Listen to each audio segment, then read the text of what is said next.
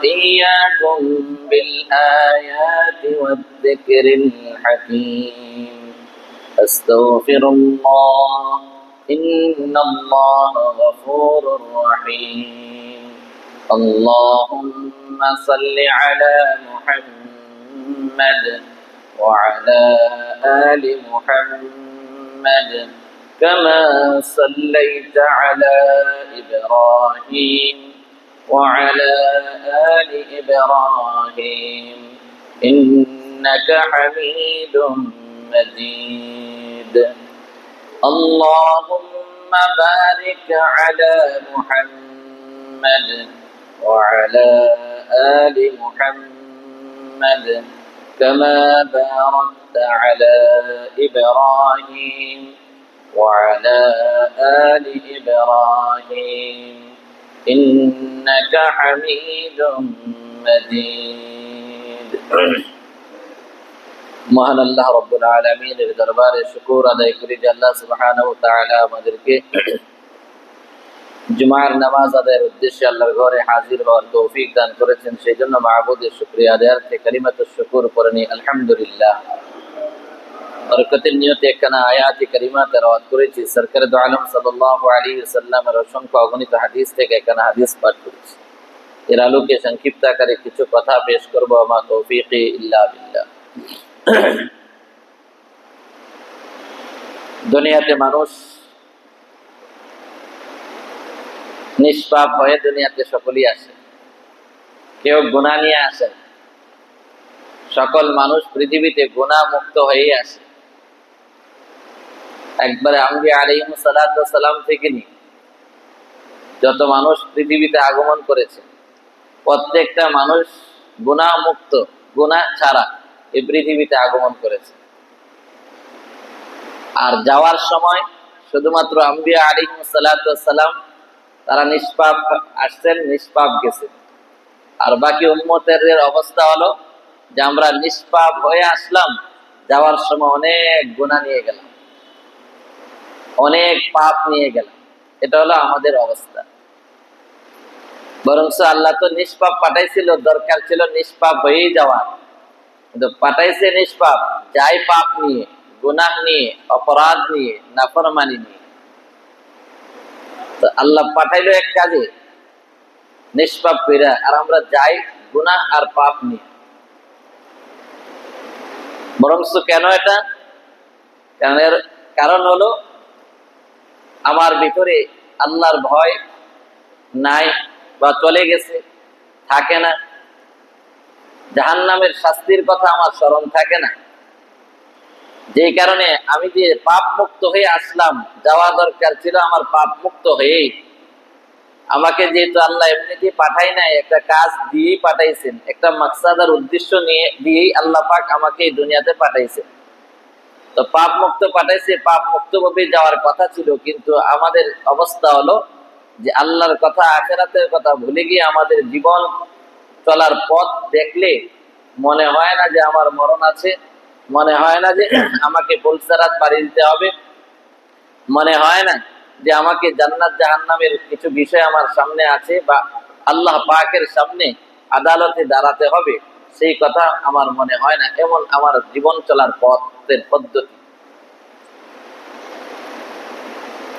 বরঞ্চ মানুষ পাপ মুক্ত আসছে, কিন্তু হাসরের ময়দানে নিজের পাপের বোঝা অন্যের উপরে দেওয়ার জন্য তখন পাগল পাড়া থাকবে। পণ্য তো সওয়াব তো দিবেই না, বরঞ্চ নিজের পাপের বোঝা অন্যের ঘাড়ে দেওয়ার জন্য তখন পাগল পাড়া থাকবে। রাসূলুল্লাহ সাল্লাল্লাহু আলাইহি ওয়াসাল্লামের হাদিস, হযরত আবু হুরায়রা রাদিয়াল্লাহু তাআলা আনহু থেকে বর্ণিত। তিনি বলেন, আমি একদিন আল্লাহ রাসূলের সামনে বসা, রাসূল হাসতেছেন, এমন ভাবে হাসতেছিলেন যে দুইটা সামনের দাঁতগুলি দেখা যাচ্ছিল। তখন জিজ্ঞাসা করলাম, ইয়া রাসূলুল্লাহ, আপনি হাসছেন কেন?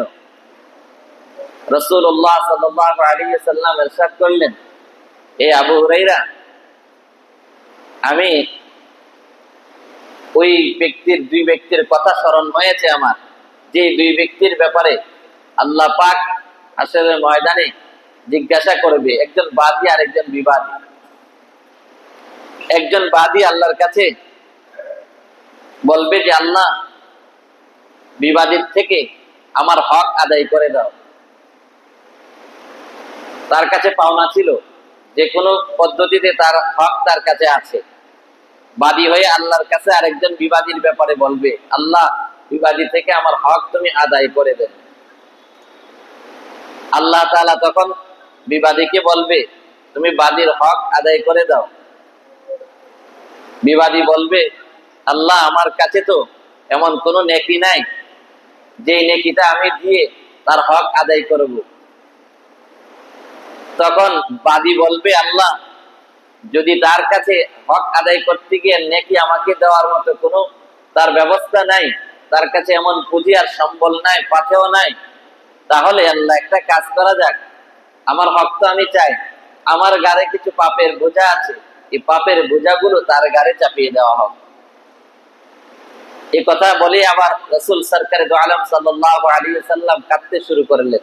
হযরতে আবু হুরায়রা রাদিয়াল্লাহু তাআলা আনহু বলেন, আল্লাহ রাসূল এই কথা বলে যে পাপের বোঝাটা যেন বাদী যখন বলবে, আল্লাহ, সে তো আমাকে পুণ্য দিতে পারতেছেন আমার হক আদায়ের জন্য, সুতরাং আমার হক আদায়ের সাথে সে আমার পাপের বোঝা তাকে দিয়ে দেওয়া হোক। এ কথা বলেই রাসূল কাঁদতে শুরু করলেন। আবু হুরায়রা রাদিয়াল্লাহু তাআলা আনহু বলেন, এমনকি রাসূল কাঁদতেছেন, রাসূলের চোখ মোবারক দিয়ে অশ্রু ঝরতেছে, পানি বেয়ে বেয়ে গাল মোবারকে পড়তেছে। তো আবার জিজ্ঞাসা করলাম, ইয়া রাসূলুল্লাহ, আপনি কাঁদছেন কেন? তখন আল্লাহ রাসূল সাল্লাল্লাহু আলাইহি ওয়াসাল্লাম বললেন, দেখো, মানুষ পাপের বোঝা হালকা করার জন্য তো পাগল পাড়া, কেউ কাউকে পুণ্য দিতে আজকে রাজি না, আর কিন্তু পাপ হালকা করার জন্য সকলেই প্রস্তুত, কিন্তু নিজের পুণ্য দিতে, সওয়াব দিতে কেউ কোনো প্রস্তুত না, কোনোভাবেই প্রস্তুত না। এই জন্য আমি কাঁদতেছি। আর এই দিনটার জন্য আল্লাহ তোমাদেরকে আমাদেরকে দুনিয়াতে পাঠাইছিলেন, এই দিনের সম্মুখীন হওয়ার জন্য পাঠাইছিলেন, কিন্তু আজকে আমরা এই দিনটাকে ভুলে গেছি। এই জন্য আমার উম্মতের অবস্থা যে কি হয়, ওই কথা ভেবে আমি কাঁদতে শুরু করেছি। কারণ আজকে আমরা এই পাপের বোঝা আসছি নিষ্পাপ, পাপের বোঝা হালকা করার জন্য ওই দিনেও চেষ্টা করব, কিন্তু পাপ থেকে তো দূরে থাকি না। বাহলুল মাজনুন এক আল্লাহর ওলি ছিলেন, পাগল, সবাই তাকে পাগল বলে জানতো, বড় আল্লাহর ওলি ছিলেন। আব্দুল্লাহ ইবনে মুবারক রাহমাতুল্লাহি আলাইহি একদিন ওনাকে বলতেছিলেন যে আমাকে পাপ থেকে বাঁচার, গুনাহ থেকে বাঁচার আপনি কিছু উপদেশ দেন, আমার নফসের চাহিদা যা হয় তার থেকে যেন আমি বেঁচে থাকতে পারি, তার ব্যাপারে একটু আপনি আমাকে কি দেন, যে উপদেশ দেন। বাহলুল মাজনুন তখন বললেন, হে আব্দুল্লাহ ইবনে মুবারক, শোনো, চারটা শর্ত যদি মানতে পারো তাইলে আমি তোমাকে গুনাহ করার অনুমতি দেব। চারটা শর্ত কি? কয় যে আর আমি এর থেকে মুক্তি পাবো, বা তোমাকে মুক্তি পাওয়ার ব্যবস্থা করে দেব। চারটা শর্ত কেন? আমি এই গুনাহের অভিশাপ থেকে বাঁচার জন্য শত শর্ত দিল, সেগুলো মাথা পেতে নিতে রাজি আছে।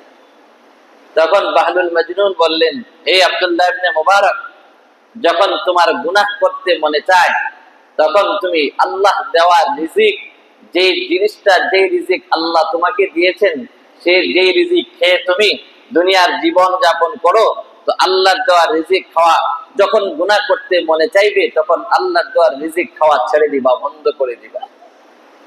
আব্দুল্লাহ ইবনে মুবারক রাহমাতুল্লাহ আলাইহি বলেন, ও বাহলুল, এটা তো বড় কঠিন ব্যাপার, রিজিক আহার করা ছাড়া, খাওয়া ছাড়া কিভাবে মানুষ বাঁচবে?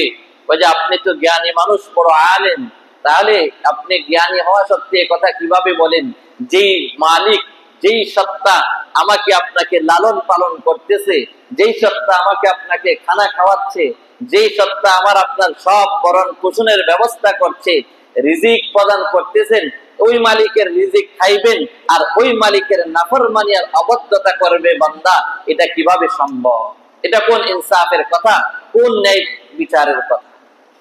বললো যে বুঝে আসছে, আপনার উপরে আল্লাহ রহম করুক। 2 নম্বর শর্তটাকে বলেন। তো 2 নম্বর শর্ত হলো, যখন গুনাহ করতে মনে চাইবে, যখন মনের নফসের চাহিদা পূরণ করতে মনে চাইবে, তখন এমন এক জায়গায় আল্লাহর দেওয়া যে জমিন আল্লাহ বানাইছেন, আল্লাহর জমিন ছাড়া যদি কোনো জমিন থাকে সেই জমিনে চলে যাইবা, সেখানে গিয়ে গুনাহ আর নফসের চাহিদা পূরণ করবা।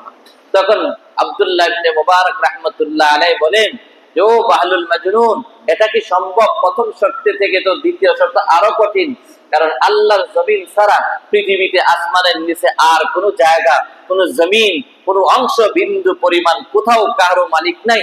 গোটা পৃথিবীর জমিন আর আসমান সব কিছুর মালিক তো একমাত্র আল্লাহ। তো এই আল্লাহর জমিন ছেড়ে দেব কিভাবে? কোথায় যাবো? আর তো কোনো যাওয়ার জায়গা বা রাস্তা নেই। বাহলুল মাজনুন বলেন, তাহলে আপনিও তো একজন জ্ঞানী মানুষ, তাহলে যেই সত্তার, যেই মালিকের ঘরে আপনি থাকলেন, যেই মালিকের জমিনে আপনি বসবাস করছেন, যেই মালিকের ঘরে আপনি হাঁটাচলা সবকিছু করতেছেন, আর সেই মালিকের জমিনে থেকে, সেই মালিকের ঘরে থেকে, সেই মালিকের বাড়িতে থেকে তার নাফরমানি আর অবাধ্যতা করবেন, এটা কি সম্ভব? আর এটা কি কোনো ইনসাফ আর ন্যায়ের কথা হতে পারে? তখন আব্দুল্লাহ ইবনে মুবারক তখন তিনার দিল এত নরম হলো, আপনার উপরে আল্লাহ রহম করুক, এই যে আল্লাহ তাআলা আপনার উপরে রহম করুক। তো 2 নাম্বার শর্ত তো প্রথম থেকে আরো কঠিন, 3 নাম্বার শর্তটা বলুন। তখন বাহলুল মাজনুন বললেন যে, হে আব্দুল্লাহ ইবনে মুবারক, শোনো, 3 নাম্বার শর্ত হলো, যখন তোমার নফস চায় গুনাহ করতে, যখন নফস চায় আল্লাহর নাফরমানি করতে, তখন তুমি কি করবা জানো? এমন জায়গায় যায় গুনাহ করবা যেই জায়গাতে আমার আল্লাহ পাক দেখে না। এমন জায়গায় আড়ালে চলে যাইবা, এমন নির্জনে চলে যাইবা যে নির্জন স্থানে আল্লাহ কামুল হাকিমিনের দৃষ্টি যায় না, আল্লাহ কামুল হাকিমিন দেখেন না, এমন জায়গায় চলে যাবা, সেখানে গিয়ে গুনাহ আর নফসের চাহিদা পূরণ করবা। আব্দুল্লাহ ইবনে মুবারক রাহমাতুল্লাহি আলাইহি বলেন, ও বাহলুল মাজনুন, এটা তো 2 নাম্বার থেকে 3 নাম্বার আরো বড় কঠিন শর্ত।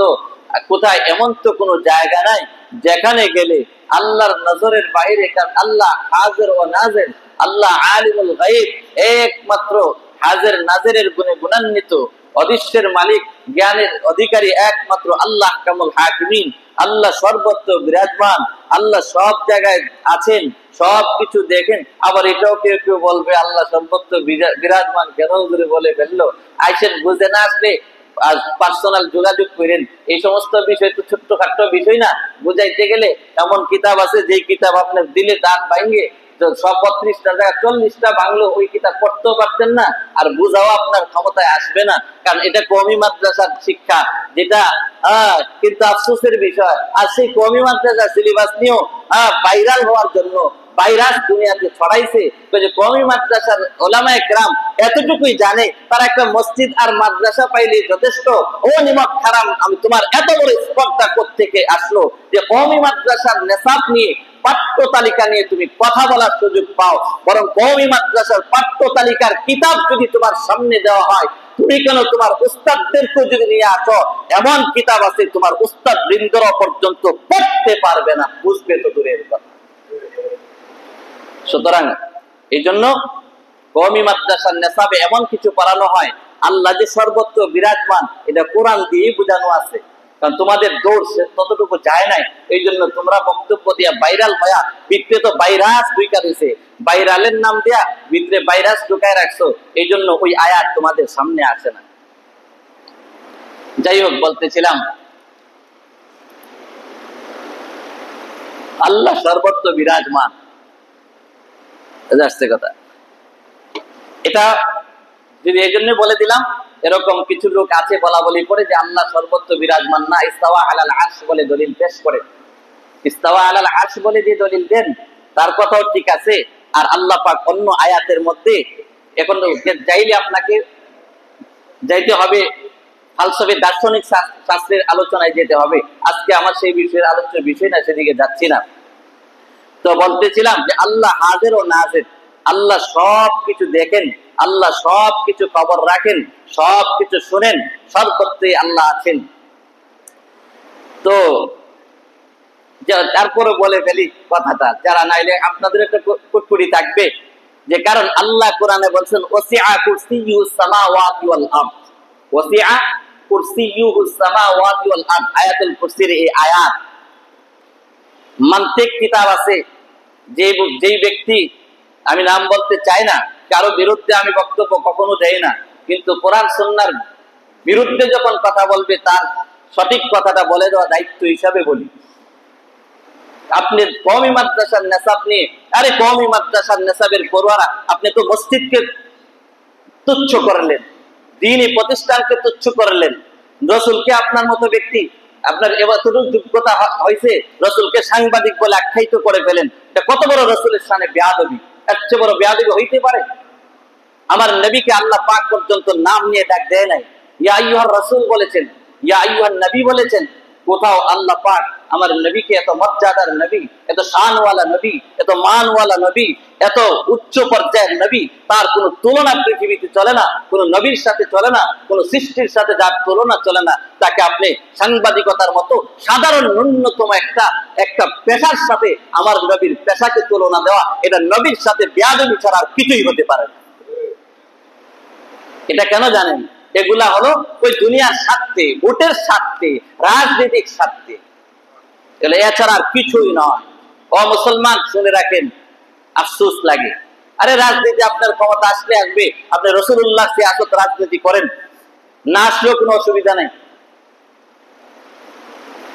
এমন রাজনীতি করিয়েন না যে রাজনীতির কারণে আমার আল্লাহকে হারাতে হয়, এমন রাজনীতি করিয়েন না যে রাজনীতির কারণে আমার রসুলকে হারাতে হয়, আমার ঈমান চলে যাওয়ার সম্ভাবনা থাকে, আমার ঈমানের উপরে আঘাত আসে একটা ভোটের জন্য, একটু রাজনীতিতে আপনার ক্ষমতার জন্য, দিনের রাষ্ট্র ক্ষমতা পাওয়ার জন্য মন্দিরে দেয়া নতশির হওয়া, এটা কোন রাজনীতি পাইছেন? এটা কি রাসূলুল্লাহর রাজনীতি হতে পারে? এটা কি মুহাম্মদুর রাসূলুল্লাহর রাজনীতি হইতে পারে?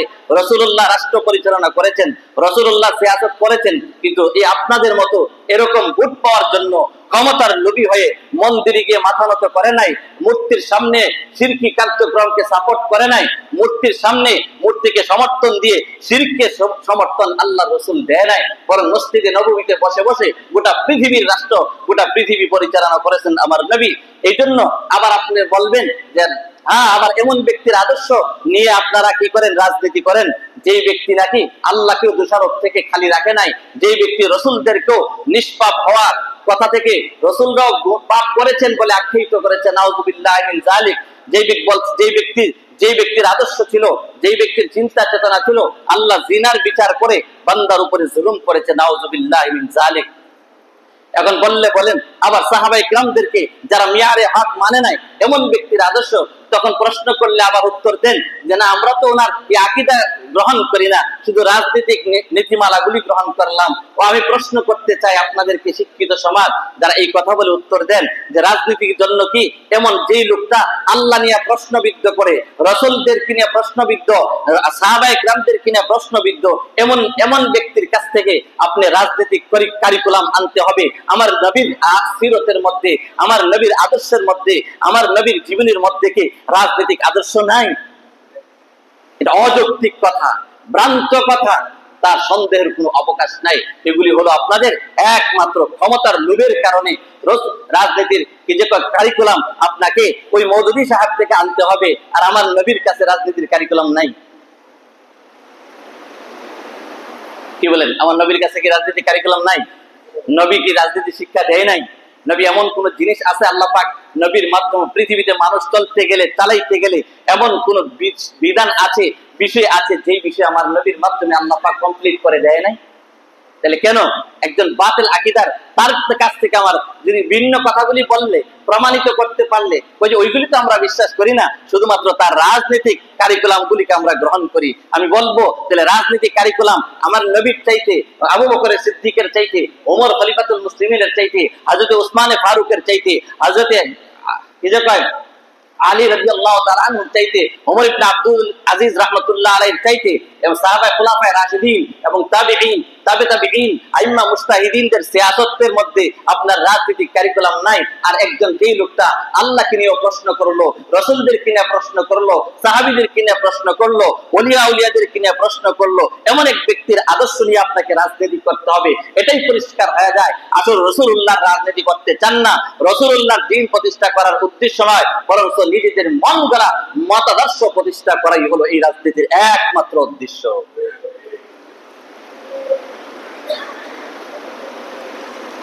আলহামদুলিল্লাহ। এই জন্য কথা আমার আসলে প্রাসঙ্গিক কথা চলে আসছে, আমার বিষয় আর একটা বলতেছিলাম কিন্তু প্রাসঙ্গিক চলে আসছে। এই জন্য আরে বিএনপি প্রতিষ্ঠাতাকে বলেন আপনারা? প্রেসিডেন্ট জিয়াউর রহমান। আওয়ামী লীগের প্রতিষ্ঠাতাকে বঙ্গবন্ধু শেখ মুজিবুর রহমান। জাতীয় পার্টির প্রতিষ্ঠাতাকে হোসাইন মাহমুদ এরশাদ সাহেব। ওনারাও তো কোনদিন আল্লাহ নিয়ে প্রশ্ন করে নাই, করছে?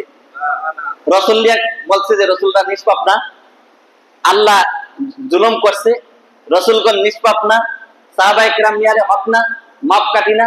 বিএনপির প্রতিষ্ঠাতা তিনিও তো কথা বলে নাই, আওয়ামী লীগের প্রতিষ্ঠাতা তিনিও তো কথা বলে নাই, জাতীয় পার্টির প্রতিষ্ঠাতা তিনিও কথা বলে নাই।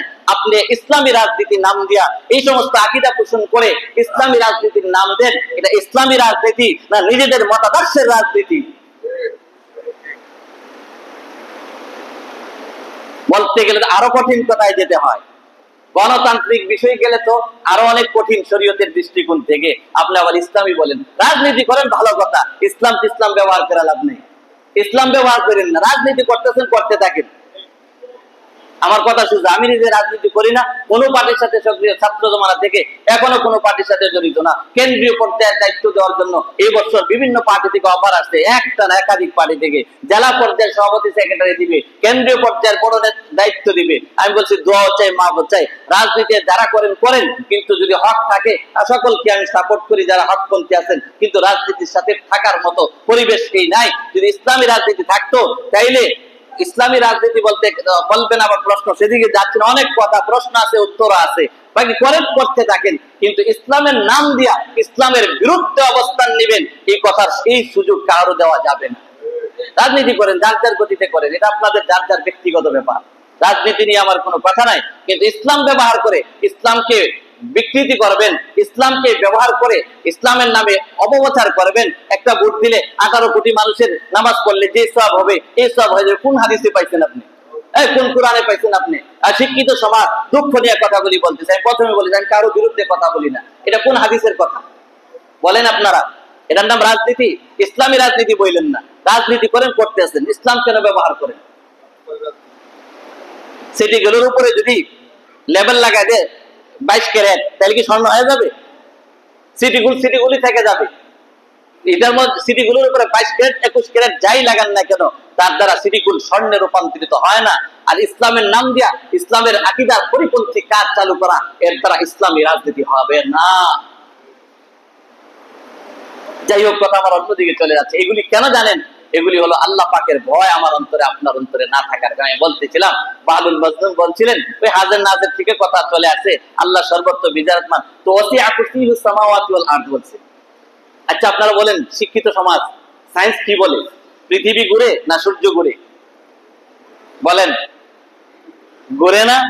তো যদি ঘুরে আল্লাহর কুরসি, আপনারাই বলেন যে ইস্তাওয়া, সূক্ষ্ম কথা কিন্তু এটা বুঝতে হবে মনোযোগ দিয়ে। ইস্তাওয়া আলাল আরশ, এই আয়াত দিয়ে দলিল যে আল্লাহ তার আরশে সমাসীন, সুতরাং অন্যত্র বিরাজমান না, অন্য কোথায় যায় না। কিন্তু আমরা যে বলি, এই জন্যই বলছি, আমরা যে কিতাব পড়ি পড়ায় যে কওমি মাদ্রাসার নেসাব নিয়ে কথা বলেন, ফালসাফা মানতিকের কিতাব, আপনারা অনেকে আছেন স্বপ্নেও দেখছেন না, তারা কওমি মাদ্রাসার নেসাব নিয়ে কথা বলে, যারা মসজিদ আর মাদ্রাসা ছাড়া কিচ্ছু বুঝে না। তাইলে তো বোঝা গেছে মসজিদটা তুচ্ছ জিনিস। আপনার দৃষ্টিতে এই কথার দ্বারা আপনি আল্লাহর ঘরকে তুচ্ছ করলেন, মাদ্রাসাকে আর নবীর বাগিচাকে আপনি তুচ্ছ করলেন। এখানেও আপনি একটা নবীর সাথে বেয়াদবি করলেন, আল্লাহর ঘরের সাথে বেয়াদবি করলেন, নবীর বাগিচার সাথে বেয়াদবি করলেন। এই আপনার বাক্যের দ্বারা তো পরিষ্কার আপনার থেকে এত বড় বেয়াদব, চরম বেয়াদব আর নাই কেউ। মোল্লারা, কওমি মাদ্রাসার মৌলবীরা মসজিদ মাদ্রাসায় যথেষ্ট নয়। আপনি যে গরওয়ানার আলেম, আপনি বলুন তো দেখি, আপনাদের গরওয়ানার একজন বিশ্বজি কোনো হাফেজ দেখাইতে পারবেন আজ পর্যন্ত? এই বাংলাদেশে, অন্য জায়গায় বলি না, বাংলাদেশে আপনি যে গরওয়ানার আলেম হয়ে কওমি মাদ্রাসার বিরুদ্ধে কথা বলেন, একজন বিশ্বজি হাফেজ আপনাদের প্রোডাকশন আছে? একজন দেখান প্রমাণ। একজন বিশ্বজি কারি, একজন প্রমাণ দেখান। কওমি মাদ্রাসার উলামায়ে দেওবন্দ, মসলকে দেওবন্দির উলামারা মসজিদ মাদ্রাসা না, আজ আরে গোটা পৃথিবীতে এখন 20 বছর পর্যন্ত যুদ্ধ জিহাদ করে 20 বছর পরে গোটা পৃথিবীতে আজ আমেরিকা পর্যন্ত, রাশিয়া পর্যন্ত, চীন পর্যন্ত তাদের ধর্ণা দিতে এখন প্রস্তুত হচ্ছে। সেটা হলো এই কওমি মাদ্রাসাদের সন্তান, দারুল দেওবন্দের সন্তান, আফগানিস্তান ইমারত ইসলামিয়ার যারা রাষ্ট্রপ্রধান আছে, সেনাবাহিনী প্রধান আছে, পররাষ্ট্রমন্ত্রী আছে, মন্ত্রী, স্বরাষ্ট্রমন্ত্রী আছে, যত মন্ত্রী আছে সবগুলি মন্ত্রী হলো এই দারুল দেওবন্দের সন্তান, একমাত্র কওমি মাদ্রাসার সন্তান, যারা শুধু মসজিদ মাদ্রাসার মধ্যে সীমাবদ্ধ নয়, আপনার মতো ব্যক্তির রাজনীতি করে না। তারা কওমি মাদ্রাসার আলেমরা আল্লাহর প্রদত্ত রাজনীতি করে, রসুলের প্রদত্ত রাজনীতি করে বিদায় গোটা পৃথিবীতে ইমারতে ইসলামিয়ার মাধ্যমে গোটা আফগানিস্তান এমন সক্রিয়ভাবে গড়ে উঠতেছে এই কোরআন সুন্নাহর রাজনীতির মাধ্যমে। গোটা পৃথিবী এখন তাক হয়ে যায়, তাকিয়ে আছে। ঠিক না বেঠিক বলেন? সুতরাং তাহকিক ছাড়া আপনি আধা ব্যাপারী জাহাজের খবর নিয়েন না, কারো বিরুদ্ধে বললেন না। আপনি আপনার রাজনীতি করেন, পার্টি করেন, দল করেন, এটা আপনার ব্যক্তিগত ব্যাপার। অযথা মিথ্যা কথা আরেকজনের ব্যাপারে ছড়াই দিয়েন না, অপপ্রচার করেন না, এটা আপনাদের কাছে অনুরোধ। জনগণকে বিভ্রান্ত করেন না। কিন্তু বলবেন আপনারা তো বলেন আমরা সঠিকটা বলি, নাইলে আপনারা আসেন, বসেন, সবসময় আমাদের কথা আছে, বসেন, আমরা বেঠিক হলে আমরা আপনাদেরটা মানবো, আর আপনারা সঠিক হলে আপনাদেরটা মানবার, আমরা বেঠিক হলে আপনারা মানবার, আমরা সঠিক হলে আপনারা মানবেন কিনা, এই কথা বললে তারা রাজি হয় না।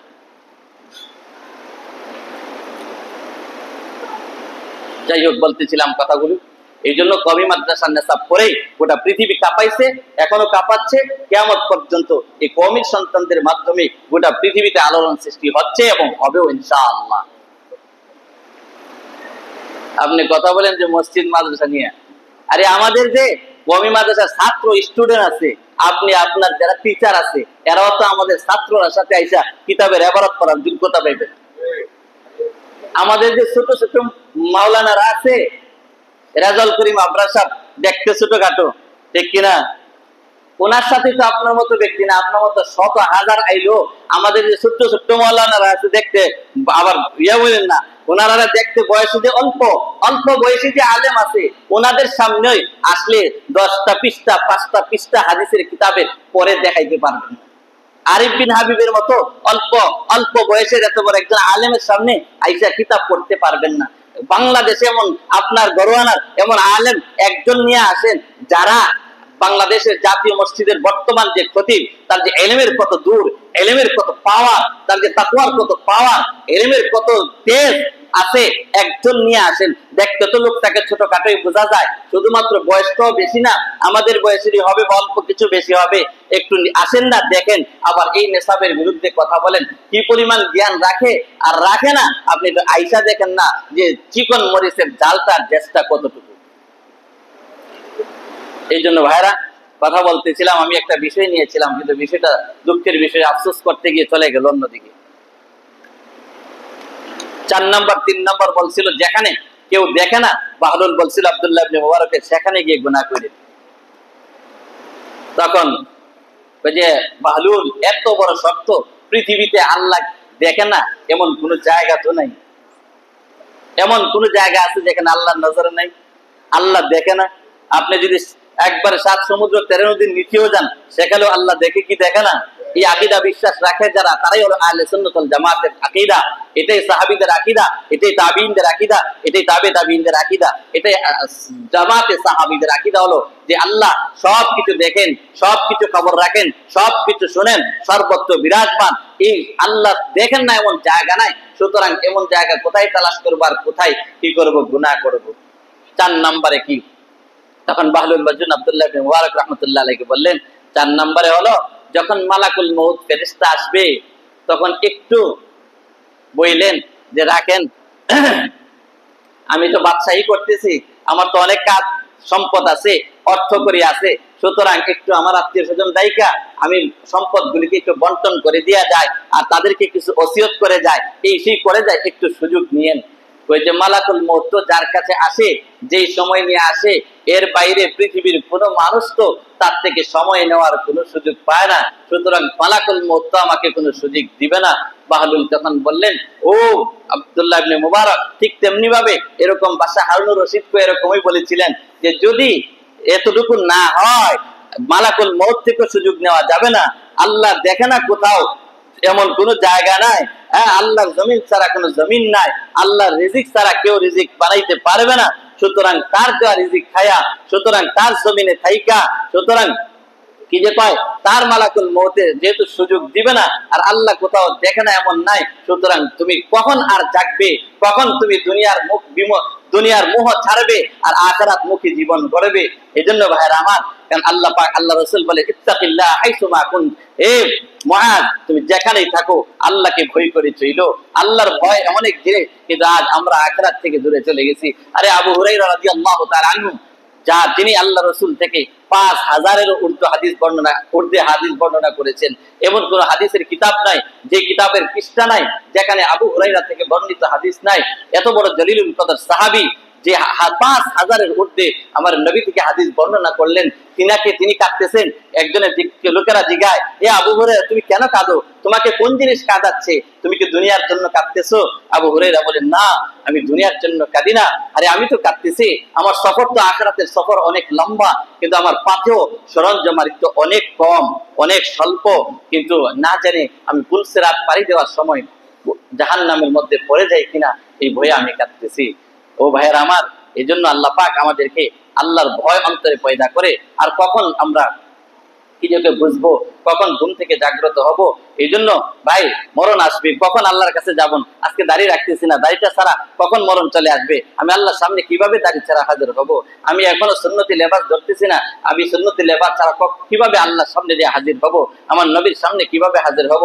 আমি এখনো নামাজ ধরতেছি না, আমার 30 বছর চলে যাচ্ছে, 20 বছর চলে যাচ্ছে, 40 বছর চলে যাচ্ছে, আমার নামাজের খবর নাই, আমার দাড়ির খবর নাই, আমার রোজার খবর নাই, আমার পর্দার খবর নাই, আমার হালাল হারামের খবর নাই, আমার জবানের ঠিক নাই, চোখের ঠিক নাই, কানের ঠিক নাই, হাত পা অঙ্গ প্রত্যঙ্গের ঠিক নাই, কখন আমার হুঁশ আসবে, কখন আমি ঘুম থেকে জাগ্রত হব? আল্লাহ পাক আমাদের সকলকে আল্লাহ পাকের ভয় অন্তরে নিয়ে আখিরাতমুখী জীবন করার তৌফিক দান করুক। ওয়া আখিরু দাওয়ানা আলহামদুলিল্লাহ।